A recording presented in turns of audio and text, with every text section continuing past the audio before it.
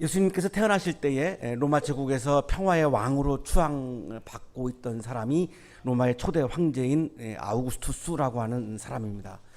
이 사람의 본명은 원래 옥타비아누스죠. 그런데 존귀한 자라고 하는 뜻을 갖고 있는 아우구스투스라고 하는 호칭을 거기다가 붙여서 자기가 굉장히 존귀한 자임을 많은 사람들에게 만천하에 드러냈던 그런 로마 제국의 초대 황제입니다. 아주 이 사람은 현명하게 나라를 잘 다스렸습니다. 그래서 굉장히 전국민적인 지지를 받았고 수많은 이제 전쟁의 이런 공포가 지나가고 세계 곳곳에 평화가 이루어지는 평화의 지배자로 환영을 받았습니다. 싸움이 멈추어서 평화라고 한 거죠. 그러나 굉장히 그 평화는 우리가 팍스 로마나라고 부르는 평화인데 억압을 해가지고 꼼짝 못하게 해서 싸움이 일어나지 않는 그런 평화였던 겁니다. 진정한 평화라고 말할 수는 없죠. 소아시아가 오늘날로 말하면 터키입니다. 터키 서부에 프리에네라고 하는 고대 그리스 도시가 있는데 거기에 비문에 아우구스투스에 대해서 평화를 세운 신이 보낸 구원자다라고 하는 칭송하는 그런 글들이 그 비문에 써 있습니다. 인용하겠습니다. 신 아우구스투스의 생일은 아우구스투스를 신으로 그렇게 칭송을 했다라고 하는 것을 우리가 알 수 있습니다. 신이었습니다. 사람들에게. 아우구스투스의 생일은 그로 인해 도래하게 될 세상을 위한 좋은 소식, 유한겔리온입니다. 우리가 지금 말하고 있는 복음이 여기서 출발합니다. 이 유한겔리온이 복음이라고 하는 그리스어인데 여기에 나옵니다. 이 복음의 시작이기에 이 아시아는 서머나에서 결여했다. 그래서 아우구스투스는 신이었고 아우구스투스가 말하는 말들은 유한겔리온 복음으로 이렇게 여겨졌던 역사적인 상황을 우리가 볼 수 있습니다. 하지만 이 평화는 아우구스투스를 위한 평화이지 많은 사람들을 위한 평화는 아니었던 거죠. 억압해서 억눌러서 꼼짝 못하게 만들어가지고 이런 권력을 가지고 만들어낸 가짜 평화였던 것인데 이거를 그 당시에는 평화라고 불렀던 겁니다. 식민지를 삼아서 거기서 착취해오고 군대를 보내서 그 식민지를 지배하고 유대 나라도 역시 마찬가지였습니다만 이런 것을 통해서 로마 상층부에 있는 소수자들을 위한 평화였지 세계인들의 평화는 아니었던 겁니다. 게다가 종교적인 이데올로기도 이 사람들은 주장을 한 거죠. 그래서 시인들이 아우구스투스를 신으로 참여하는 노래들이 상당히 많습니다. 그리고 식민지 공식 문서에도 아우구스투스를 신으로 묘사하고 있고 아까 말씀드렸던 그 프리에네 고대 그리스 도시에서 만들어진 달력에도 보면은 황제의 생일을 신의 생일이다라고 그렇게 표시가 달력에 되어 있습니다. 빌린 돈을 갚는 내용을 기록하는 이집트의 한 그 차용 증서죠. 그 차용 증서를 모아놓은 연말 보고서에도 아우구스투스를 신의 아들이다 이렇게 표현하는 장면들이 나오고 있습니다. 이런 가짜 평화 이데올로기로 사람들을 속이고 황제를 신 그리고 신의 아들로 숭배하고 있는 이런 어처구니 없는 그런 상황에서 오늘의 성서 본문은 굉장히 로마 황제에 대한 저항으로 볼 수 있는데요. 하나님의 아들로서 진정한 평화의 왕으로 이 땅에 오신 분은 아우구스투스가 아니라 로마 황제가 아니라 예수님이다 라고 하는 것을 말씀하고 있는 본문입니다. 그 당시로서는 상당히 위험한 내용입니다. 그래서 굉장히 오늘 본문은 암시가 많습니다. 이거를 그냥 직설적으로 말하기는 굉장히 어려웠을 것 같고요. 진정한 평화의 왕은 우리가 이 왕이라고 하는 말을 쓰실 때 우리 이렇게 좀 쉽게 말씀드리면 피구 왕은 통키죠, 통키. 이 통키는 피구에 있어서는 왕이라고 말하는 거잖아요. 그런 것처럼 평화에서의 왕은 누구냐? 예수님이다 이런 뜻입니다. 그러니까 막 예수님을 우러러 봐라 이런 말이 아니라 예수님은 평화를 만들어가는 이 일에 관해서는 통키처럼 평화에 관해서는 왕이었다 이런 말씀입니다. 그러면 예수님을 믿고 예수님을 따르려고 결단한 그리스도인은 예수님처럼 평화를 만들어 가야 되는 사람이다라고 하는 결론이 나옵니다. 어떠한 싸움도 전쟁도 예수님의 이름으로 하면 안 된다는 겁니다. 그건 예수님의 뜻과는 다르다는 겁니다. 예수님의 본질과는 다르다는 거죠. 왜냐하면 예수님은 평화의 왕으로 오셨기 때문에 평화를 만들어가는 피스메이커로 살아가는 사람들이 그리스도인이지, 주님의 이름으로 나는 전쟁한다, 이거는 하면 안 된다는 겁니다. 이거는 굉장한 오류라는 거죠. 그거를 오늘 말씀해 주시는 그런 본문입니다. 예수님 일행이 예루살렘으로 갑니다. 여리고를 출발한 거예요.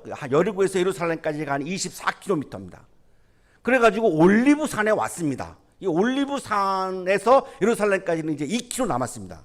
이 올리브산은 감람산이라고도 부르는 산인데, 예루살렘으로부터 2km 떨어져 있는 그런 산입니다.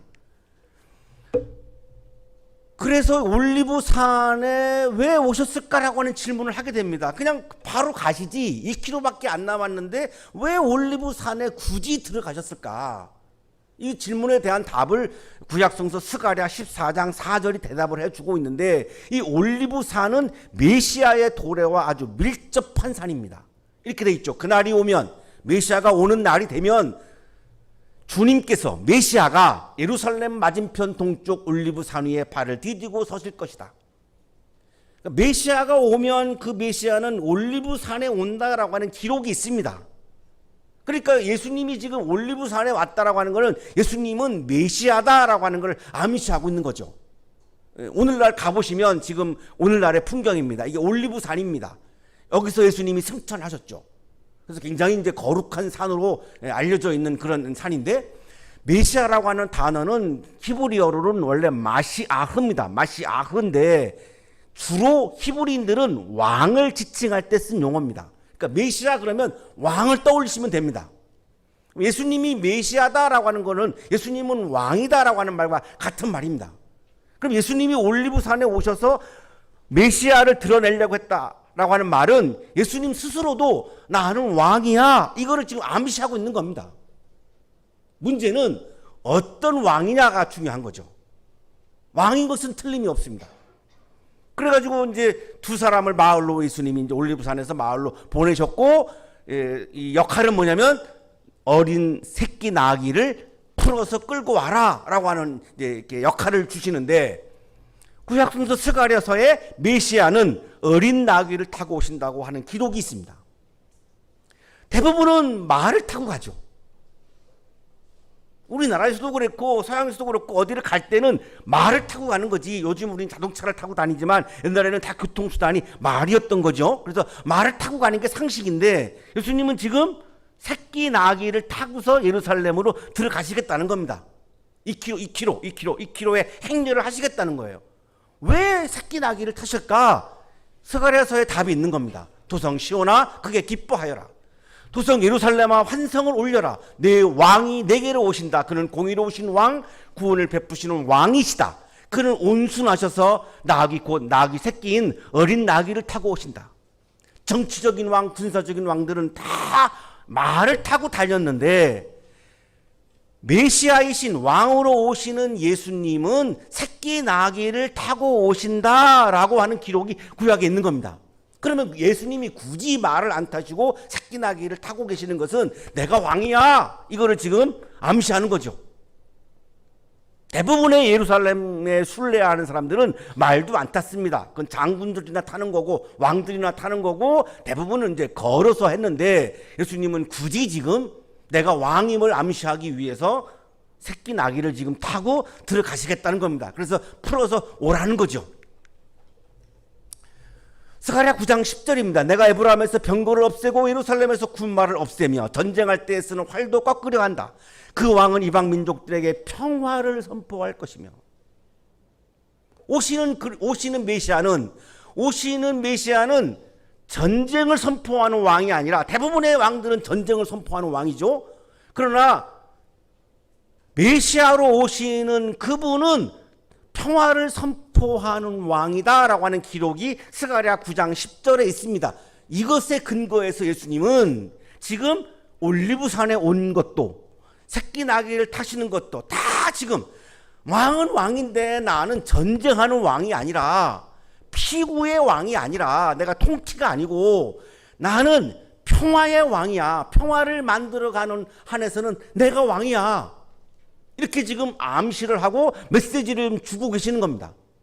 나는 싸우는 왕이 아니고 전쟁하는 왕이 아니고 폭력과 지배를 하는 왕이 아니고 그거는 아우구스투스는 그렇게 하는 거고, 그러니까 아우구스투스는 진짜 평화의 왕이 아니고 내가 말을 타고 다니는 아우구스투스는 가짜 평화의 왕이고 전쟁의 왕이고, 그 사람은 평화의 왕은 내가 평화의 왕이야 라고 하는 것을 지금 계속해서 지금 암시를 합니다. 직접적으로 말씀은 하지 않으십니다.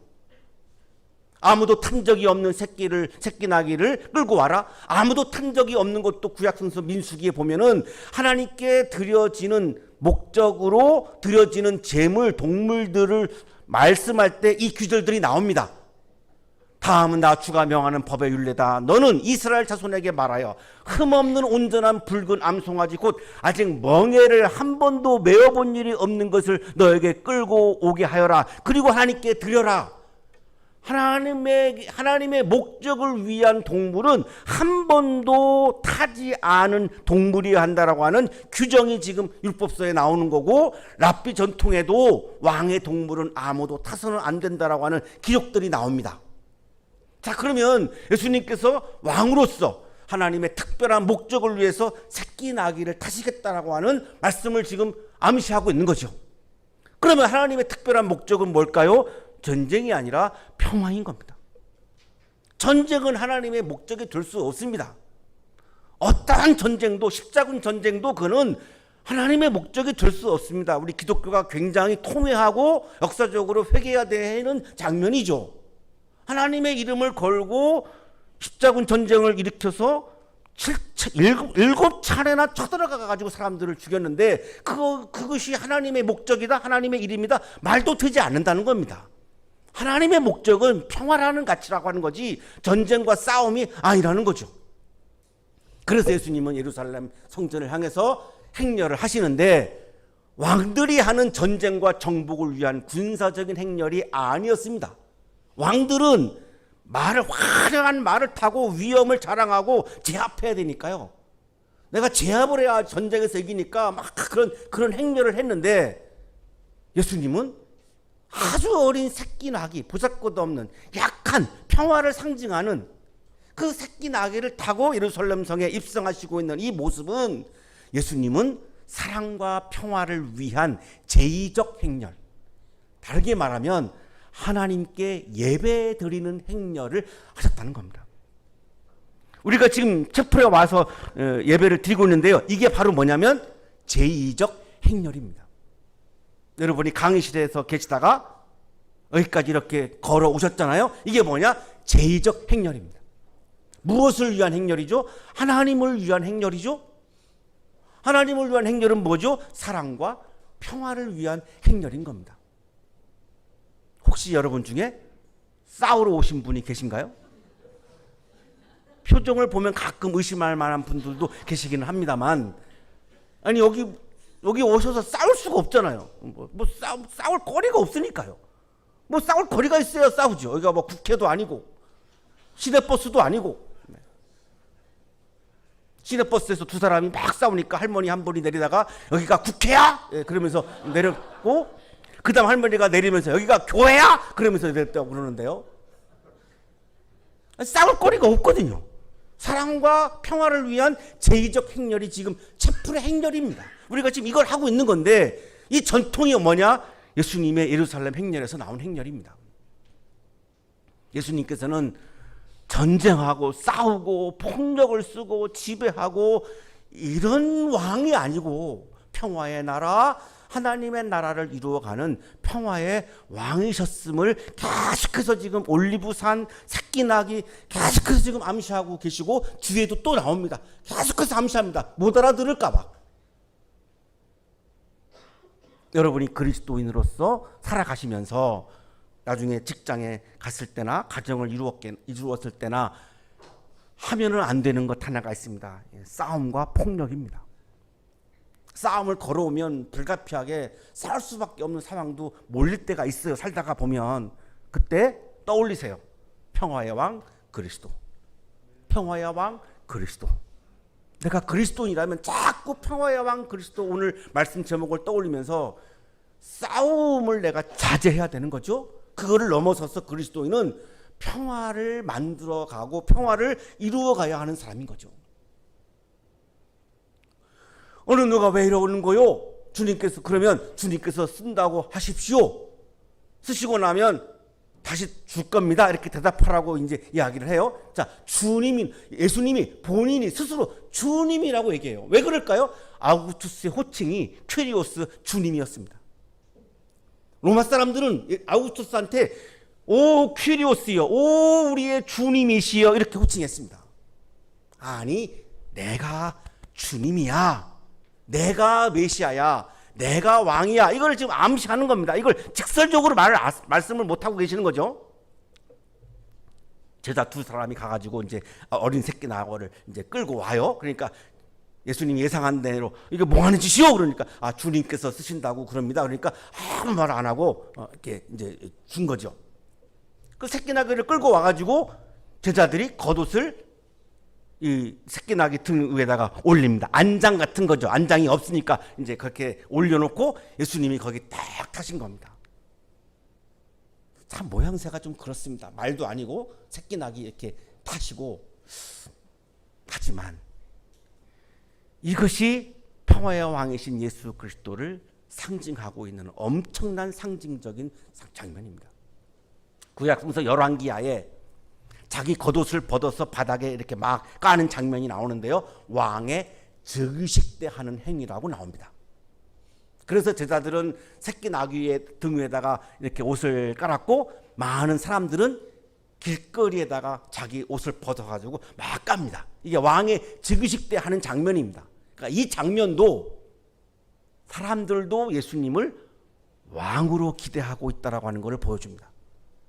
많은 사람들도 예수님을 지금 왕으로 지금 기대하는 겁니다. 왜? 로마의 식민지니까 이 왕이 다윗과 같은 왕이 이렇게 나타나서 로마를 물리쳐가지고 우리를 좀 노예로부터 해방시켜 주세요라고 하는 그런 기대감이 있는 거죠. 그 기대감에 부응하려면 예수님은 말을 타고 가셔야 되는데 엉뚱하게도 지금 새끼 나귀를 지금 타고서 지금 가셔요. 게다가 사람들이 생나무 가지를 꺾어가지고 막 길에다가 까는데 이 생나무 가지가 요한복음에는 종려나무라고 말하는 거고, 그래서 지난 주일을 종려주일이라고 우리가 부르는 거고, 오늘 우리 성수 본문이 종려주일 본문이죠. 예, 종려나무 가지를 막 깔아서 이렇게 놨는데, 종려나무가 의미하는 거는 아주 귀한 사람을 의미합니다. 이사야 19장 15절에 이렇게 기록되어 있습니다. 종려나무처럼 귀한 자나 갈대처럼 천한 자나 가릴 것 없이 모두 쓸모가 없이 될 것이다. 종려나무 가지를 깔은 것은 이분은 굉장히 귀한 왕이시다, 이런 의미입니다. 문제는 왕은 왕인데 무엇을 지향하는 왕인가, 이게 중요한데 많은 사람들은 예수님에 대해서 전쟁하는 왕, 정복하는 왕, 로마를 전쟁을 통해서 무찌르는 왕, 다윗과 같은 왕으로 지금 기대하면서 환영하고 있음을 우리들에게 보여주고 있는 겁니다. 게다가 사람들이 예수님을 이렇게 오니까 호산나 이렇게 외칩니다. 히브리어로 호시아나인데 지금 우리를 구원하여 주소서, 로마로부터 우리를 구원하여 주소서, 이런 막 이렇게 외침이죠. 복되다 다가오는 우리 조상 다윗의 나라여. 결정적으로 속내가 드러나는 것이 10절입니다.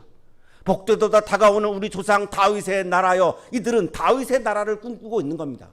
예수님을 다윗 왕처럼 전쟁을 잘하는 왕, 전쟁의 왕으로 지금 환영하고 있는 겁니다. 그래서 호산나 이렇게 외치고 있는 겁니다. 이런 신앙을 가지고 모였던 곳이 예루살렘 성전이었던 겁니다. 거기다 대고 예수님은 아니야, 너희들이 예루살렘 성전에 모여가지고 전쟁의 왕, 폭력의 왕을 기다리고 기대하고 기도하는데, 아니, 나는 그런 왕이 아니야. 그래서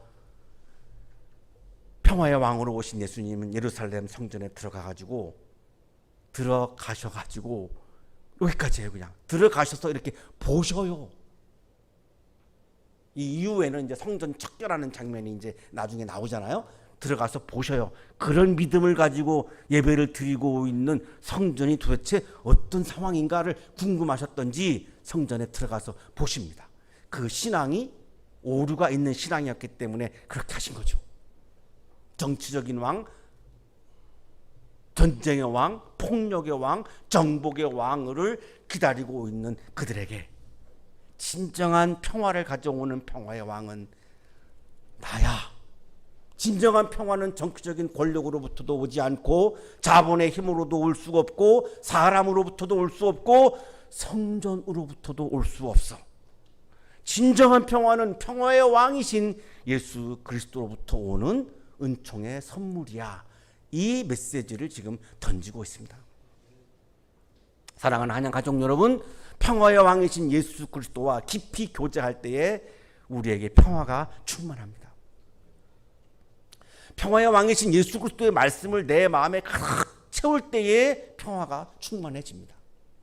평화의 왕이신 예수 그리스도를 찬양할 때에 평화가 충만합니다. 우리 성가대 하는 친구들 와서 찬양하면 마음이 기쁘죠? 대답 안 하신 분들은 좀 불만이 있으신 것 같은데 한 2주 정도 더 나가면 실감이 올 거예요. 이게 얼마나 기쁜 일이고 얼마나 평화를 창조하는 일인지. 노래를 부르는 사람한테 침 뱉지 못합니다. 노래를 부르는 사람한테 싸움 걸지 못해요. 왜죠? 노래에 평화의 힘이 있기 때문에 그런 겁니다. 그게 어디서 왔을까요? 평화의 왕 그리스도를 찬양하는 노래이기 때문에 그 찬양에는 평화를 창조하는 힘이 있는 거고, 여러분은 지금 매주 목요일마다 그냥 단순한 합창을 하고 계시는 게 아니라 평화를 창조하는 퍼포먼스를 하고 있는 겁니다. 평생 어디 가서 경험할 수 없는, 2학년이 되어도 이제 경험할 수가 없는, 아무리 사정해도 안 됩니다. 1학년 때만 할 수 있습니다. 얼마나 이게 귀한 일이에요. 반응이 없으시네요. 우리가 채플의 자리에서 예수님과 깊이 교제하시고 예수님의 말씀, 주시는 말씀을 내 마음에 깊이 채우시고 우리 모두가 주님을 기쁘게 찬양함으로 주님의 평화가 내 마음에 가득해져서 오늘 캠퍼스에서 내가 만나는 사람에게 그 주님이 주신 평화를 내가 전하고 이 캠퍼스 안의 평화를 더욱더 확산해 가고 이 나라의 평화를 확산해 가고 세계 곳곳에 이 주님이 주시는 평화를 확산해 갈 때에 주님께서는 여러분을 보시고 너무너무 기뻐하시고 좋아하시고 사랑하시고 더 큰 은총을 허락해 주실 것입니다. 주님의 평화가 충만한 아름다운 신앙인과 지성인이 되시기를 간절히 축원합니다. 거룩하신 주님, 오늘도 채플의 자리에 불러주셔서 감사합니다. 주님께서 우리에게 주님의 진정한 평화를 충만하게 부어주셔서 감사합니다. 우리들의 마음에 채워주신 평화를 가지고 세상에 나가서 그 평화를 전하고 평화를 확산해가는 그리스도인으로 살게 해 주옵소서. 그리스도인이 전하는 평화를 통해서 이 땅에서 전쟁과 폭력과 싸움이 물러가게 하여 주옵소서. 예수 그리스도 이름으로 기도하옵나이다. 아멘.